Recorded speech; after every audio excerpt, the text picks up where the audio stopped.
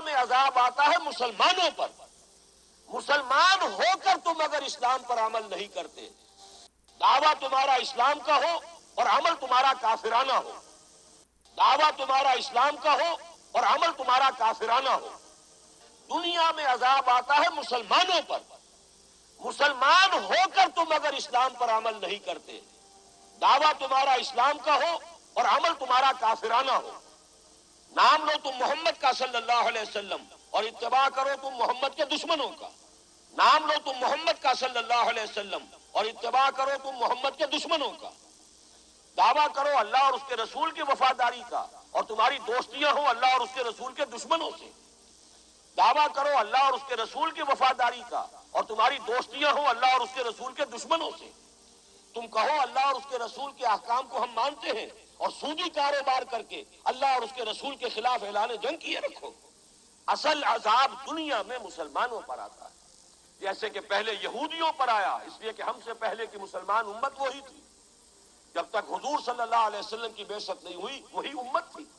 موسیٰ کے ماننے والے، تورات کے ماننے والے یہودی، یہ امت مسلمہ تھی، لیکن ان پر کیسے کیسے عذاب آئے، نبوکدنضر کے ہاتھوں برباد کرایا گیا،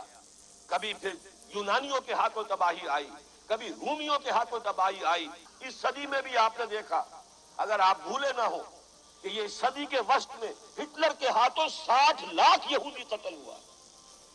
یہ کون ہے؟ اللہ کو بھی مانتے ہیں، حضرت موسیٰ کو بھی مانتے ہیں، تورات کو بھی مانتے ہیں، وہ تو مدعی ہے اللہ اور اس کے رسول کے ماننے والے، لیکن یہ کہ ان پر جو عذاب آئے وہ آپ کے سامنے ہے۔ اسی طرح کا عذاب ہم پر آ رہا ہے کہ تم نام لیتے ہو ہمارا اور عمل تمہارے خلاف ہے، لما تقولون ما لا تفعلون کبر مقتا عند اللہ ان تقولوا ما لا تفعلون، کیوں کہتے ہو جو کرتے نہیں ہو؟ اللہ کے غضب کو اور اللہ کے غیظ کو اور غصے کو بھڑکانے والی ہے یہ بات کہ تم کہو جو کرتے نہیں۔ یہ ہے اصل سبب، اصل مجرم ہم ہیں، ہم دوہرے مجرم ہیں، ان کا جرم ایک ہے انہوں نے انکار کر دیا، چھٹی ہوئی، ہم ہیں کہ جو ہر روز کہتے ہیں ایاک نعبد و ایاک نستعین، اور پھر اس دن میں 50 مرتبہ اللہ کا حکم توڑ رہے ہیں، پوری زندگی ہماری گزر رہی ہے، 5 وقتہ نمازی زیادہ بڑا مجرم ہے اس وقت، اس لیے کہ وہ 23-24 مرتبہ 25 مرتبہ 27 مرتبہ دہراتا ہے ایاک نعبد و ایاک نستعین، اور پھر باہر نکل کر جو کام کرتا ہے وہ اس کے خلاف ہے۔ یہ ہے اصل میں سبب، اور یہ جان لیجئے جو عذاب ہم پر آ رہا ہے اللہ کا وہ اس وجہ سے آ رہا ہے۔ ہمارا کام تو یہ تھا کہ ہم دین کے علمبردار ہیں، دین کا ایک نظام دنیا کے سامنے پیش کریں۔ ابھی بڑا اچھا لفظ استعمال کیا ہے توکل صاحب نے، ماڈل دو نا، ایک انفرادی ماڈل ہوتا ہے،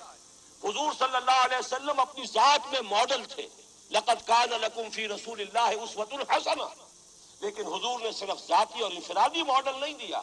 ایک اجتماعی ماڈل فراہم کر دیا، نظام قائم کر کے دکھا دیا۔ یہ ہے اللہ کا دین، یہ ہے اس کا سیاسی ڈھانچہ، یہ ہے اس کا معاشی ڈھانچہ، یہ ہے اس کی معاشرت، یہ ہے اس کی فیملی لاز، یہ ہے اس کے اندر تمام قوانین فوجداری اور دیوانی، یہ ہے یہاں پر قانون شہادت، یہ ہے سارا نظام، دیکھ لو، ٹھوک بجا کر دیکھ لو، یہ نظام ہے۔